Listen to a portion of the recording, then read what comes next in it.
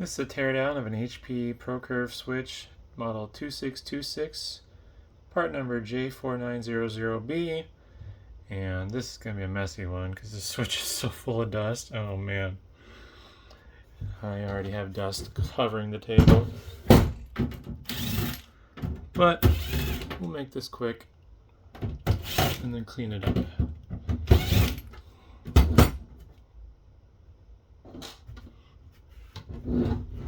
This thing is just dust central. It's gonna be interesting to see what the inside looks like, considering all the dust going everywhere. I took the rack ears off because I'm selling the rack ears off of this, and the rack ears were covered in dust even, which I've never seen before. I've literally never seen rack ears that had thick layer of dust encrusted on them. And yeah. Oh god. Yeah, that's bad. Should probably be wearing a mask for this, but yeah. What's a little lung cancer between friends? Jeez. We get all sorts of fun diseases from this switch. I don't think I've seen this one, or I don't think I've seen one this disgusting before. Was it used outdoors? Goodness gracious. So this is not getting taken apart any further than this on video. This should have been a workbench teardown. But I'm going to get all the disgusting dust on my fingers. Oh my god, look at that.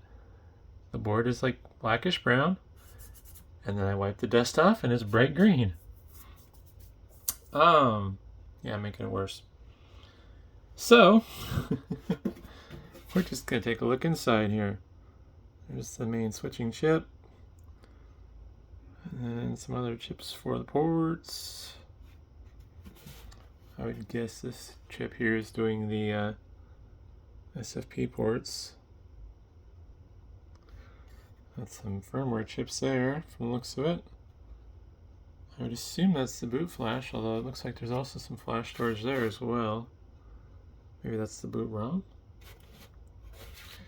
That's some memory chips around the main processor, which appears to be cold fire based, if I'm recognizing that logo correctly. Surprisingly, no bad capacitors in this thing, despite how old it is. I guess it is gigabit, so it's not super old, but yeah, those fans. Oh yeah, those bearings are crusty as. If I powered this on, it would be the most incredible sound as a horrendous cloud of dust goes flying everywhere. There's power supply. It looks more alarming than it is. So you see those weird like grayish white spots? That's the elastic, I think is what they call it. That's holding the components down. And then just with the dirty dust on it, it makes it look strange. It makes it look like corrosion rather than its normal white color.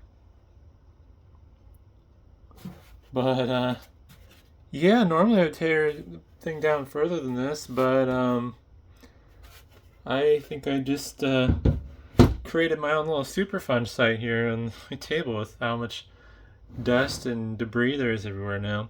So I think I'm going to call it there, and hopefully that was interesting, and thanks for watching.